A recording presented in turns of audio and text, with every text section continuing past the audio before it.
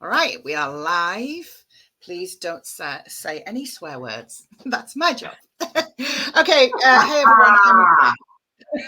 I'm sure people will join us, and there's a slight delay on StreamYard. So if you're joining us live and you're seeing this and you want to give this a little bit of a boost, shares are appreciated, as are comments.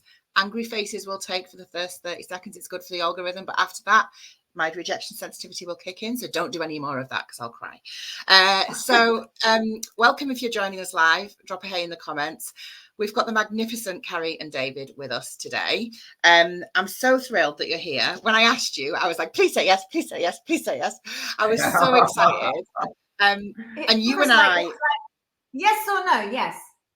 Yeah, let me think about it. Yeah, together before, hadn't we? And we'd done something together before, and I was like, they might say yes. So I'm so pleased that you did. I'm just so pleased. Listen, with the fact that it's you means it was a no-brainer. We were always going to say yes to you. Did you just call me a no-brainer? How rude. So for those who don't know Carrie and David are magnificent advocates for neurodivergent families and just families who do things differently. They're both MBEs, very important people. That means that's what that's short for, very important, meaningful humans. Not that you need a badge for that, but they are those two. And they are parents in a multi-diverse neurodivergent home, which we're going to talk about a little bit. And they're both broadcasters, music makers, TV personalities. I'm going to say that. And they're coming to us live from their London today. You're also adoptive parents, right? So you've got a lot of things in the mix. And you're authors of an amazing book. Tell people what your book is called. We'll plug it again at the end, but tell people what your book is called. The book is called A Very Modern Family. A Very Modern Family, which is your experience as parents. It's our experience, but it's also got lots of stories and strategies and guidance and suggestions, and it's great. Amazing. It's a great book. I've got it on Kindle. Otherwise, I'd waive a copy, but I haven't got a hard copy because I lose books. So let's just dive in. People are commenting to say that they're looking forward to hearing from you and they're excited to see you. Oh, thank you. I've just given people a bit of a... But give me a little bit of your house, your home. What does that look like? What's your family like? If that's okay. Oh my gosh, our family is just amazing. It is an amazing family, and it's not the family that we expected or planned. Not that you ever kind of plan in. I don't know. We don't plan. We're just not planners. You do have a fantasy, though. Yeah, you have a fantasy family, and then you get the real one. And so our real one, we've got 4 children, and they are, and they have lots of different. I love this word. It's called multi-hyphenate. They're multi-hyphenate, so it means they've got all these dashes in their kind of identities. So Olive, like all the major food groups are represented. That one. Yes. Yeah, right. And so Olive is 29 and has ADHD, and they're an actor. They are queer and non-binary. And what else can we say about Olive? They're just amazing. They are like an old brain, wise beyond their years, really emotionally intelligent. Then there's Tylen, who is 22. He is autistic, diagnosed at the age of 7. Very much that presentation of being very under the radar, not picked up on at school. It was Mrs. Grant. Of course, they're not. He's not autistic. And I'd be like, here's my piece of paper. They still didn't believe it. So, really, because when he makes eye contact, he can't be autistic. All the stupidness. Oh yeah, we don't do that as autistics. Right, we don't do eye contact. Right.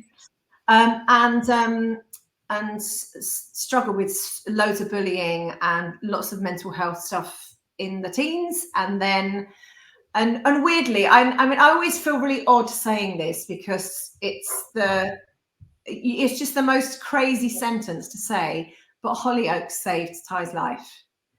Because I mean you kind of want to go with the Royal Shakespeare Company saved my child, or whatever, or therapy or whatever, but actually Hollyoaks was so amazing because they did all those reasonable adjustments and sent everyone on autism training. So a lighting rigger on Hollyoaks has got more autism training than any teacher that Ty ever had in school. that kind of says it all, really. And I mean, so, it does. Yeah. right. So 3 years of, you know, being on suicide watch on and off all the time, in and out of hospital all the time, to no visits to hospital since they turned 16, and went and worked on Hollyoaks. So there you go. So that's Tylen. Ty's also trans. And then there's Arlo, who is 18 and was diagnosed as autistic at the age of 3. And very much that PDA profile, pathological demand avoidant profile, to the max. ADHD and autism. So that thing of where your head is writing, your ADHD brain is writing checks that your ASD brain can't cash all day long. Oh God, I live there. Believe me. Yeah, exactly. That kind of, do it, no, don't do it. Do it, no, don't do it. You promised you do it, but I can't. As the words are coming out of your mouth, you're going, oh, no. So then Arlo started out in mainstream school and then had no school. There wasn't a school for Arlo for 3 years, between the ages of 11 and 14. And awful for them, that, isn't it?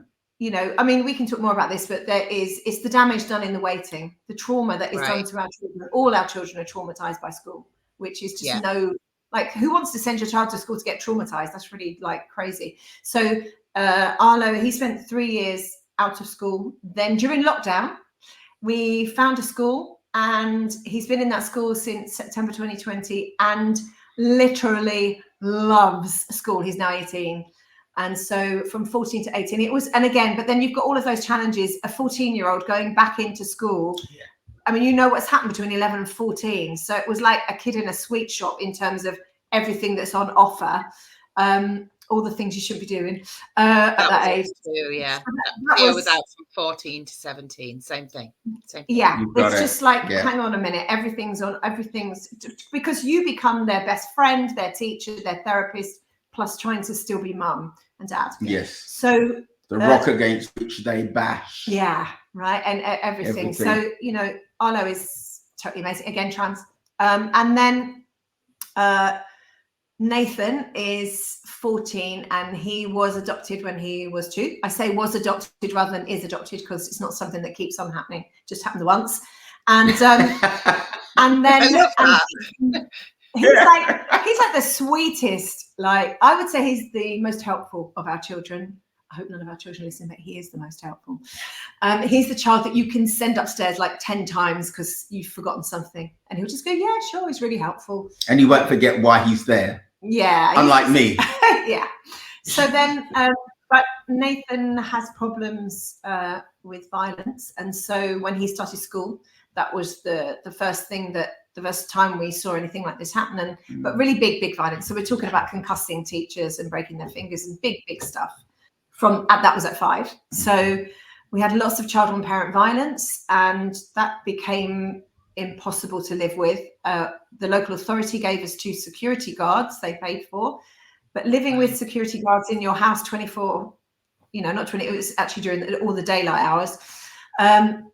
Just the waking hours. That was it. So we were like, look, this is crazy. So a year and a half ago, we signed a Section 20, and Nathan now lives in a therapeutic placement, which is heartbreaking for him and heartbreaking for us, and no family would ever want that to happen. But there has been not enough help for Nathan, as we all, parents like us, you're screaming, aren't you, for people to help you, and that's really it's really during that time when you include or involve social services, suddenly your life takes on a whole other level of craziness. And so Nathan was home last weekend, so he does come home, but most of the time he lives where he lives.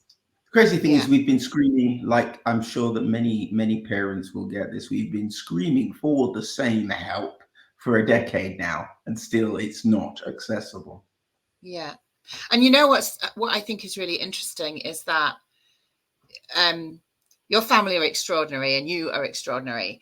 And I think because you've got that kind of patchwork of experiences, there are lots of parents who'll be able to relate to parts of or all of your story. And I think one of the things that came through when I read the book was, people are so keen to simplify things. And life in a family and life in a household is complicated, right?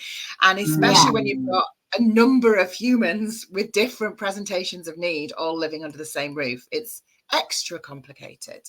And I know I'm grateful to you for being able to articulate some of the experiences that some of our families have, because we need people who can do that for those of us who don't have the voice to express how that looks like. Oh my gosh, 100%. And I feel like we have no voice like anybody else. I think that when it comes to trying to liaise with the professionals, we have the same thing as anybody else. What I spend a lot of my life doing is actually still my local people. It's the same as anybody else, but actually on a national level, I can speak into those places and go, guys, we are here. We are trying to collaborate with you. We're trying to co-produce. Will you stop sending us on parenting courses and actually get some really good work? Because parents are the SCND parents. You are the best. You are the shapeshifters. You are the people that have literally changed your entire life in order to work for your child. What you don't need is to be patronized by professionals. What we've sat in so many meetings, haven't we? And they've been like, let's do the acronym POST. P is for patience. And you're like, I think you'll find P is for piss off. Well, I was going to say, O is for off. And you know the first word. Straight in there, right? Yeah. Yeah. I mean, the parenting course thing. I mean, like, that I run a parenting course for people who want to have a parenting course that is run by people who don't want to be sent on parenting courses. Called Unstoppable Parent, and that kind of. If I have to hear one more professional suggest that, as an accommodation for my ADHD child, that we use a planner, I will punch someone in the face. I mean, I won't. I might. It's not completely off the table, but I'll try not to. Yeah. But it's just, that thing of we need to be, we need other parents who have been there before us to share what actually works, not what on paper someone who has read something about breathing techniques thinks and might be also helpful. They haven't done that thing. I mean, David, sorry, I'm talking loads, but it's about jumping off, isn't it? We talk a lot about jumping off. Jumping off. Yeah.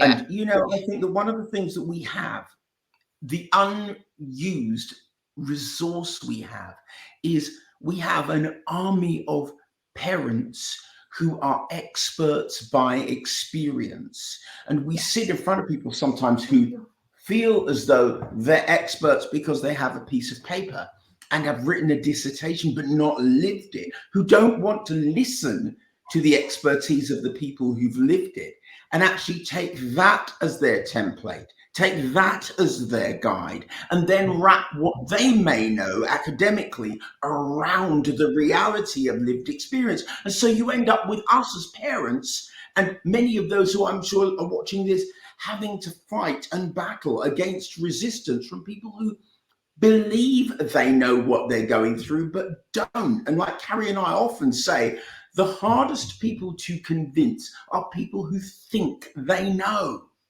Yeah. Right. There are always those people that you meet and you're like, oh my gosh, I love this person. This teacher, they've had no training. They just get it.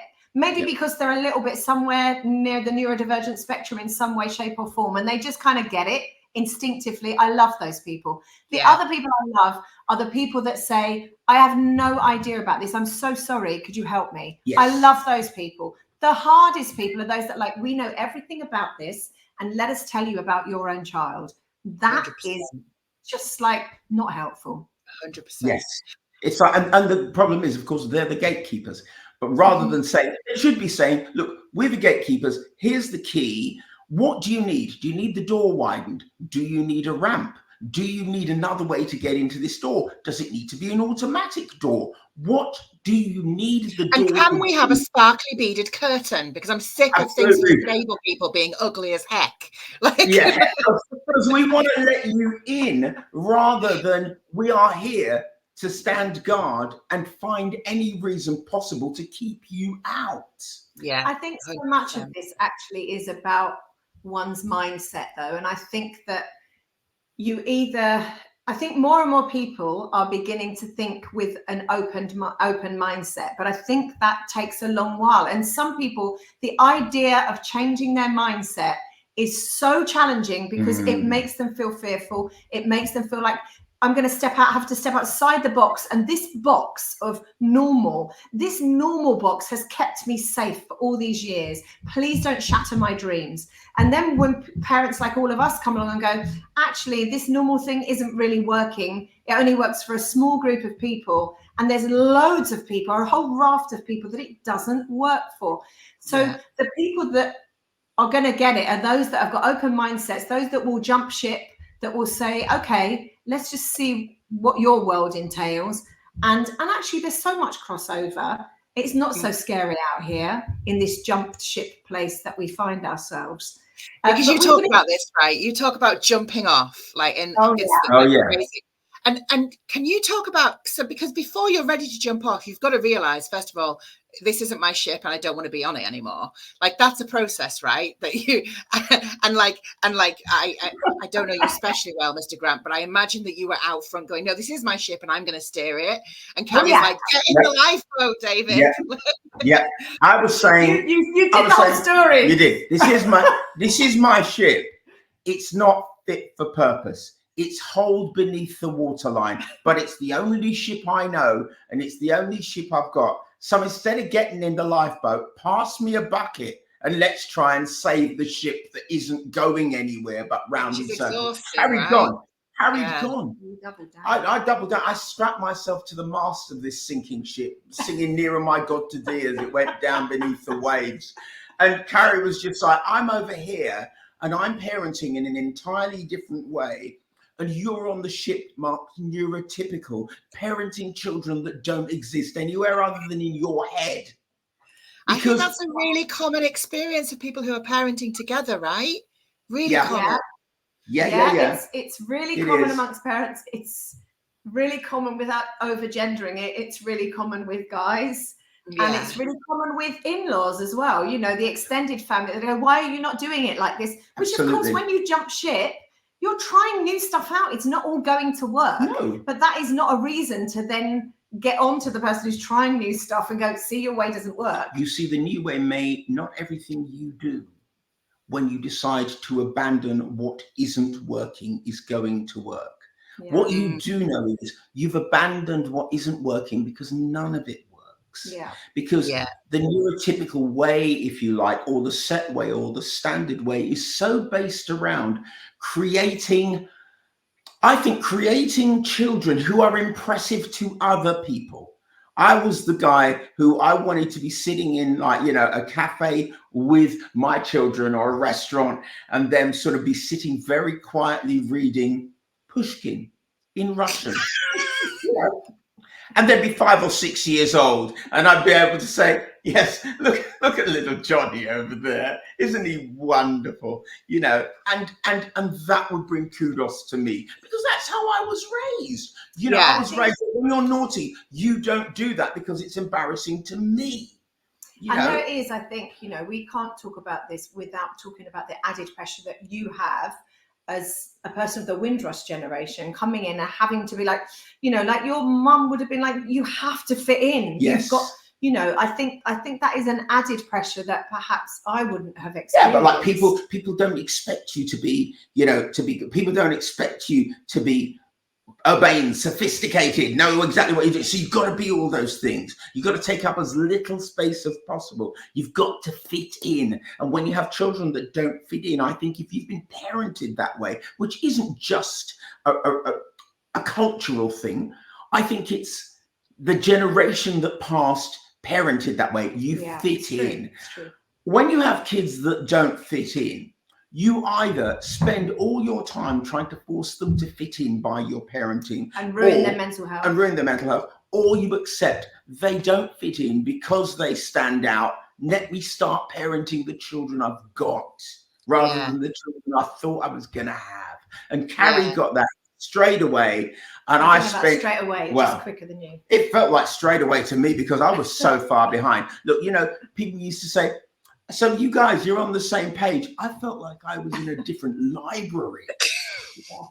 We really were. I mean, it's a testament to you that you made your way through that, because that experience can be incredibly like explosive within a family, right? And it can be damaging. And yeah, look, the You're attrition, totally right. I mean, I think we all know the attrition rate in terms of relationships among people with neurodiverse children is much higher, and I think it's not because of the children. It's because our expectations of neurodivergent children is the expectations we would have of neurotypical children. It's almost the equivalent of saying my expectations of somebody who is a sprinter is that I expected to give birth to marathon runners. Now you have to slow down and run further. And you go, oh, my name's Usain Bolt. Can't I just run fast? No, I want marathon runners.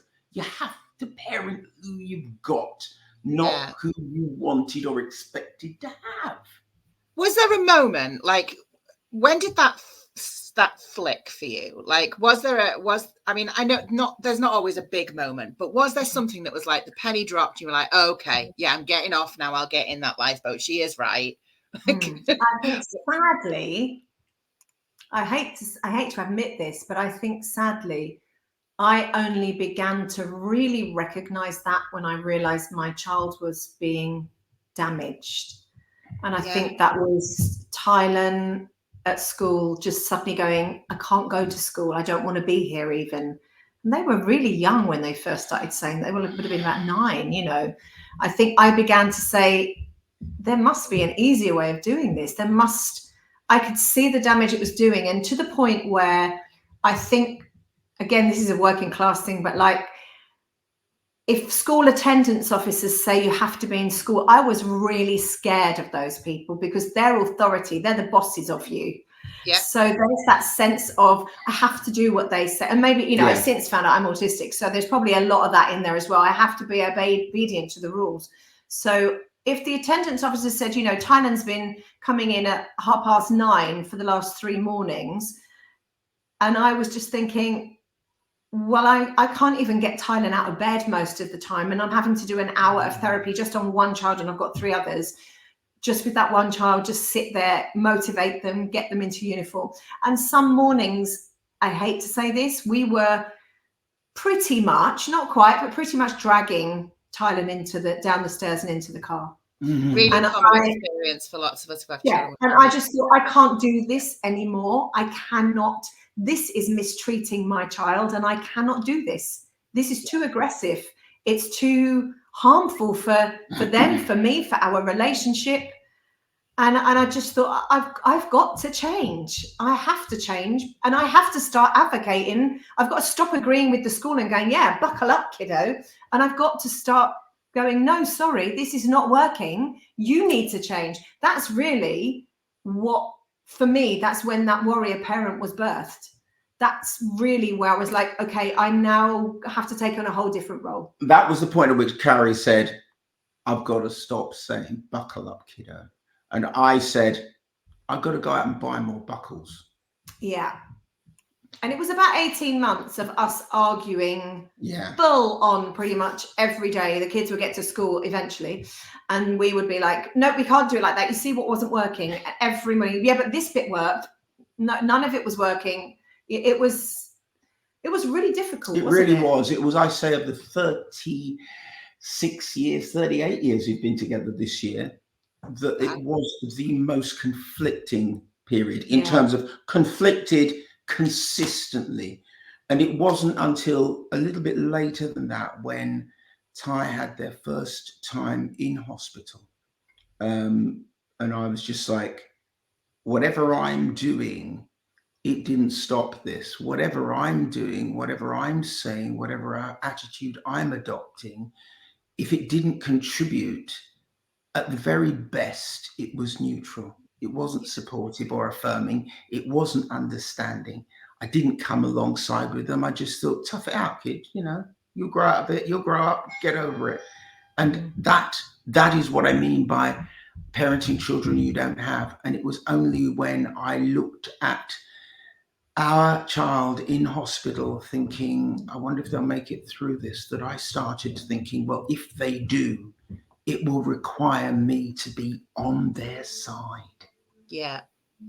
Yeah, it's sad that so many of us, and I know that that will ring so many bells for so many parents here in the community, especially. So many of us have to have like something major, like the wheels have to come off really spectacularly, enough to frighten us into doing things differently. Yes. And I think that's because, I think we talked about this on the podcast we did together, we don't talk about what healthy neurodivergent children look like. No. We don't know how to recognize when a person is in autistic joy. We only identify and we only diagnose children who are in crisis. So like we have no, like, we're the first generation of parents, I think, who have an opportunity to write a blueprint that says, I'm not going to wait until my child is in crisis to do things differently. I'm going to know my child is different and I'm going to do it differently as early as I can. And we hear that. You know, and we all know this as parents. I know that people watching this will resonate with this. It's really hard to assert yourself and find the agency for yourself and advocate for your child when you've been brought up to obey systems and systems that do not get it. Systems that we all think are for the benefit of our children until we realise they're not. Yeah. They're absolutely not. They're for the benefit of the system. So it's this massive voice, and you're this tiny, tiny little voice going, "Hello, I need to help my child," and the big hammer comes down on you, and you're like, "I'm going to try again tomorrow." Hello, I'm going to. Yeah.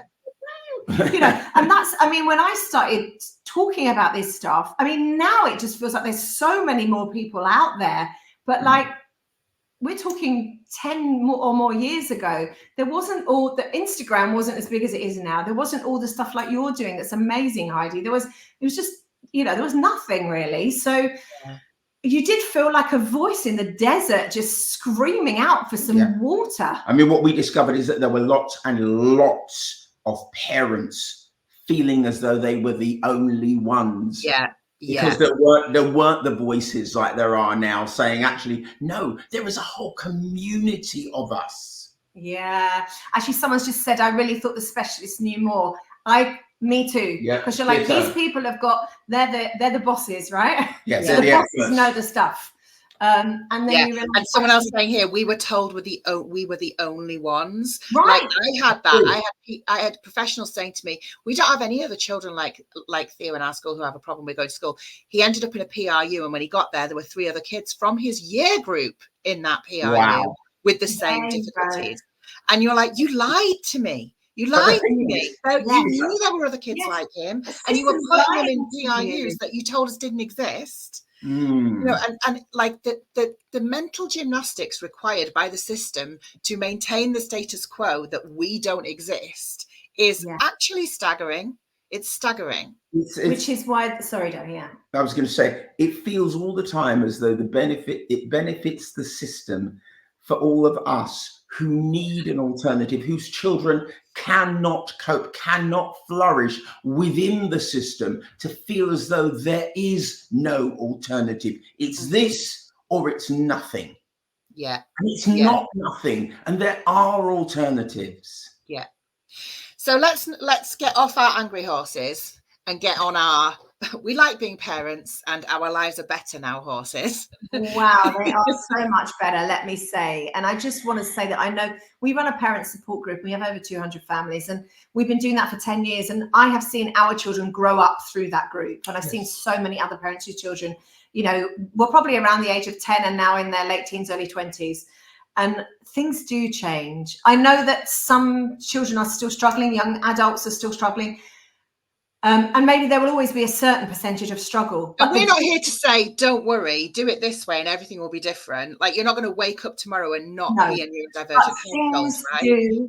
Things do gradually change. Things that you think your child would never do, suddenly they're like, you know, the day that Tylen could sit on a train and sit facing forwards, the day that Ty could sit with someone eating opposite them, all these tiny little small wins. The time when Arlo suddenly was like, I want to start having baths. You're like, yes.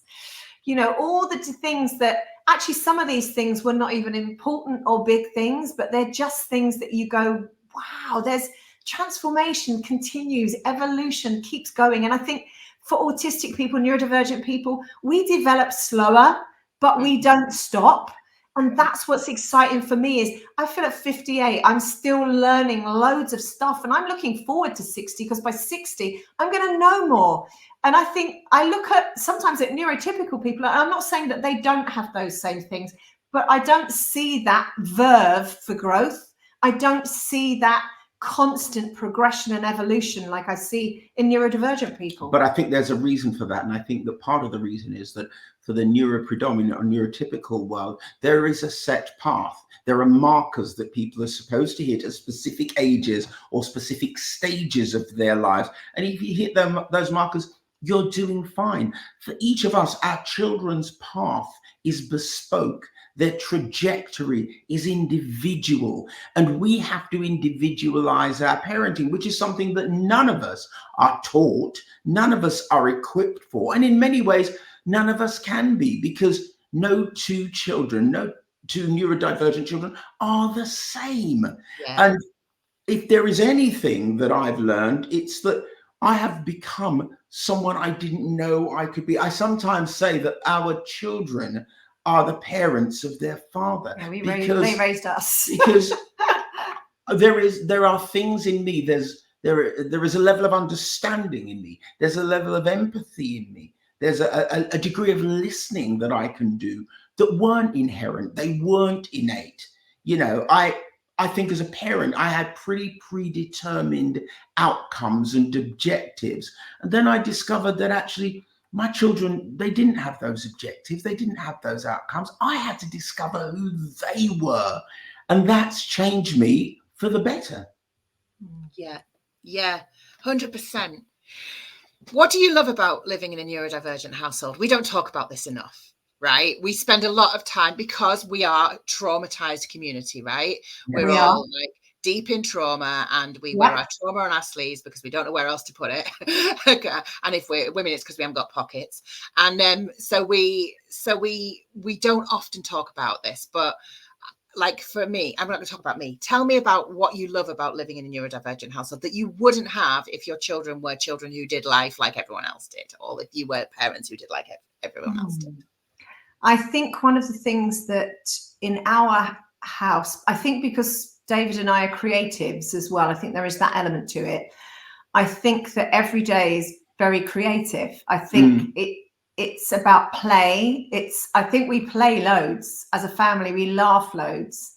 And I think this has really helped us finding the humor in the madness sometimes, because a lot of it is mad and or seems mad. That's probably not a nice word to use, but it doesn't feel like what we expected. So I think the humor is a great thing. It's play, it's creativity. It's someone decides at 10 o'clock at night to make an apple pie. That's great. You know, that works in our family. Someone just decides that they only want to wear green socks for the rest of their life. That's fine too. And all of those things, when you kind of step outside of these walls that we're sitting in now, you kind of go, that's a bit nuts. But actually, whilst we're in here, like for instance, and I don't want this to sound bad for anybody else, but for us, being in lockdown was the most amazing time, because our own little village belonged. There were 7 of us living here, and it was so beautiful. And so non-judgmental. Yes. And it made me think this is like a little microcosm of the world without all of the crap that you get thrown at you. And that doesn't mean it was perfect. It wasn't perfect, but it was joyful. And it was so accepting. And everyone was like aware of each other's needs in a way that I think the outside world is so anxiety raising. That in this space, it felt incredibly safe. And I think what we need to do is create spaces where people feel they belong. That showed me that we could do this, that if we added to that, people making communities where they feel they belong. The opposite of belonging is fitting in, right? So no one wants to try and fit in. I don't want to have to change myself in order to please you. I want to show up as myself, and I want you to show up as yourself. And when we do that, that sense of belonging, even if we're a bit quirky, there's something really beautiful about that. Yeah.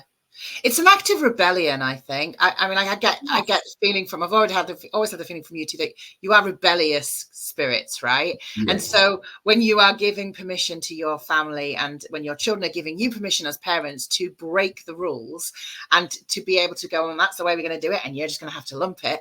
It's like that embracing of the other, embracing of the, in our house, we celebrate being weird. We're like, if someone calls me weird, I'm like, thank you for noticing.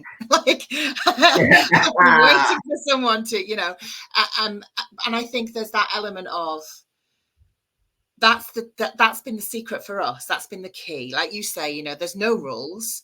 I mean, there are rules. We're not animals. No one wipes their bum on the curtains. What, entirely. Sorry, are you saying that doesn't happen in your house? I mean, I'm not saying it's never happened, Mr. Grant, but as a rule, it doesn't happen generally. No judgment for people who wipe their asses on the curtains, by the way. There's worse things to do in the world. But Yes. There are kind of like, we have rules, but they're the rules that we've decided on. They're the rules that work for us as a family. And Absolutely. I get that's the same for you, yeah? You've kind of like... Yeah, because there are no two families that are the same. I know that that's a cliche and everybody says it, and yet we all feel the pressure to conform with some mythical ideology of the perfect family, whatever that is. And I think that whatever your family is, that's the perfect family, because one of the things that we've sort of, I think, come to a conclusion of is that perfect means that people are who they really are free to be who they really are, and are comfortably accepted as who they really are. So perfect and flawless aren't the same thing. All right. So a lot of us have kids that are deeply flawed as we are. Right. All right. Just they're human. That's what humans are, right? Yes. It's one of the most incredible humans. Yes. To be human is joyful. That's an incredible, to embrace your humanness. And one of the things my kids have taught me is that usually my irritation with them was on the basis that they weren't me. Yeah. And then I remember that my mother's irritation with me was usually on the basis that I wasn't her. Yeah. It's like that thing of going, I wouldn't do that. It's like, well, of course you wouldn't, because you're not me. And that's fine. Do what you would do. I think there is something about remembering who you are. I think us parents, that's the thing that is the biggest challenge to us personally, is you mustn't forget who you are. You are not your child. So and I think sometimes, especially for me, as I'm an empath, and so I would kind of climb into the skin of my children and go, okay, now I'm looking at it from your view. How are you experiencing this, and what do you need? And that's a really helpful gift to have. But it is also just as important to remember to climb back out again. Yes. And look in the mirror and go, hey, Carrie, how you doing? Yeah, I'm not Tylen, I'm not Arlo, I'm not Olive, I'm not Nathan, I'm Carrie, and I have my own identity. And just to remind yourself of that. I know during those days where you have a child who's deeply, deeply depressed, and you may not be depressed, you might be, but you may not be depressed. To remember to say, actually, I'm not depressed. Yeah, these anxieties aren't mine. Here. These anxieties that I'm absorbing are separate to this child, and that's what they are experiencing. And just to go, I'm doing really good. I will not compromise on that at all as a parent.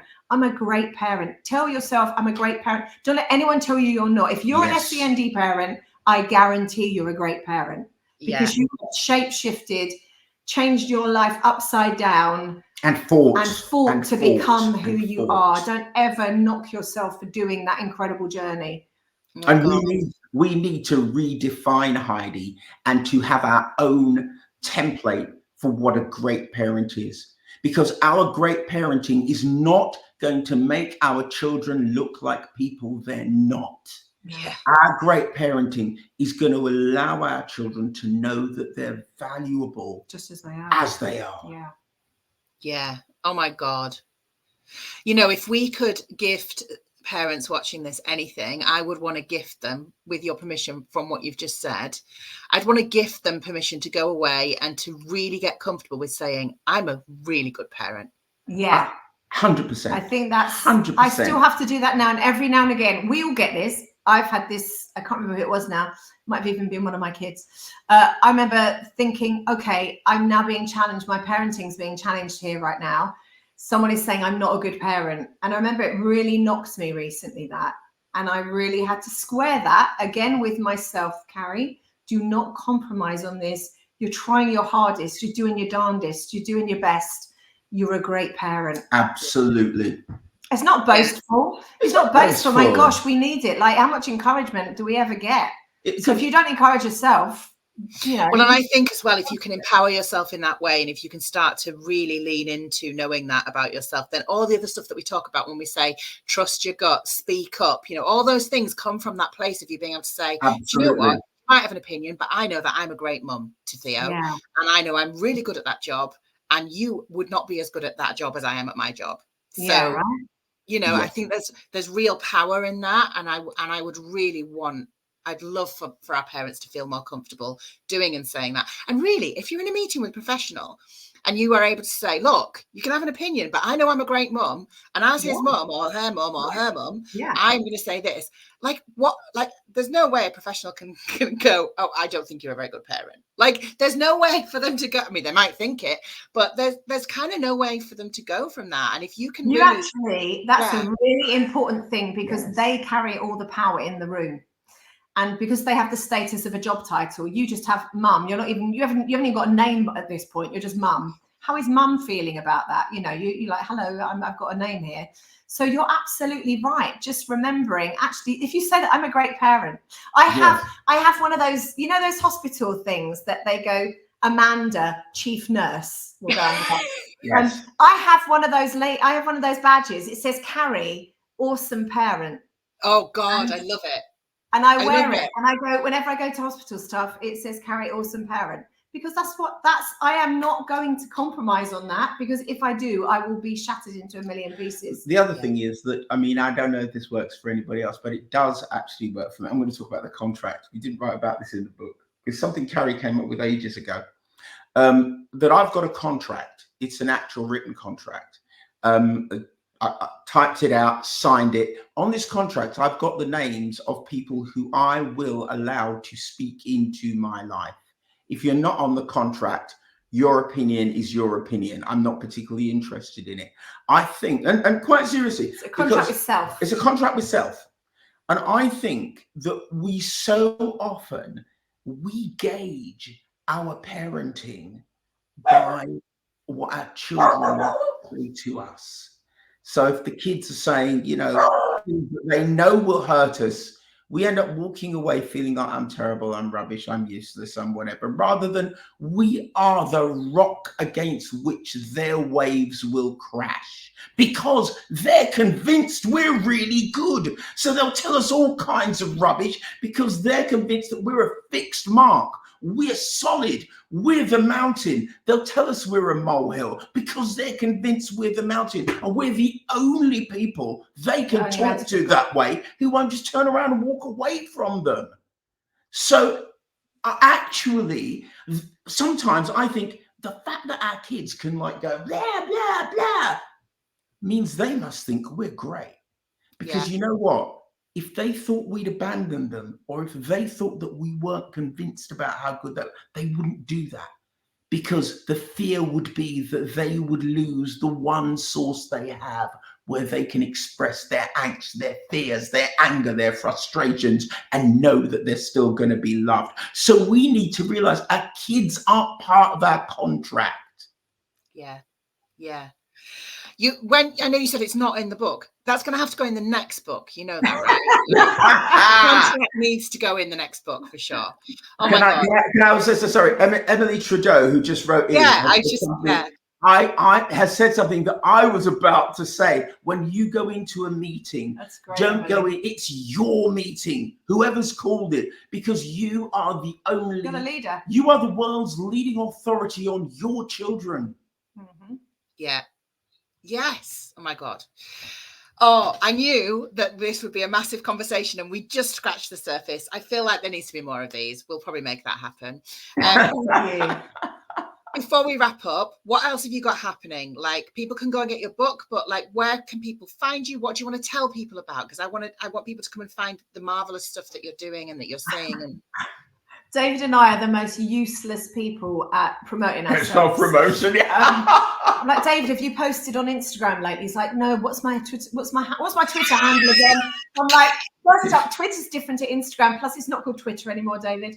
So we're doing odd bits of public speaking. Normally, actually, if I'm doing public stuff, I will put it on my X account. my X account. Here we go. What is the book called? Yeah, it's called A Very Modern Family. Yes. Yeah. By Carrie and David Grant. A Very Modern Family. Yeah. It's a cracking book. And I always think, though, people who aren't very active on social media, I'm a bit jealous of them because it means that they've got a life off social media. And I kind of crave that a little bit sometimes. I'm like, oh, I bet they have a real life. Yeah, but we post quite a bit on X, and Carrie posts on do bits on Instagram. Facebook. I do, to be honest, I don't do nearly enough. I should do also the shoulds in it. I've got too much other stuff going on. Don't be shoulding all over yourself. Yeah, exactly. It's not even like really exciting stuff. It's normally just I need to put a wash on, you know? Right. And do you put stuff on the website? Yeah, no, we don't. Wash your curtains because people keep wiping their ass on them. Yeah. and that's why we got blinds. Yeah, they didn't do it after that. Oh my God. Oh, amazing. You are two incredible humans. I am so grateful for you making time for us today. I know that Thank you. We think what you are doing is amazing, Heidi. Yep. Honestly, really, what you are doing. I can't wait until we're in the same room at the same time. It's going to be amazing. Like when we're actually sharing breath, no one will be able to get a word in. It'll be crazy. Exactly. All right, my loves. Thank you so much. If you've enjoyed today, come and join me tomorrow. Tomorrow, my guest is Munira Adamwala. She is a specialist OT. She is single parenting a neurodivergent child, and she's an unschooling parent. So she has some things to talk about on that front. So thank you again for joining me. I'm so, so grateful. You are just the best. And yeah, goodbye, everyone. We will see you tomorrow for the next one. Thank you. See you later. Bye, everyone.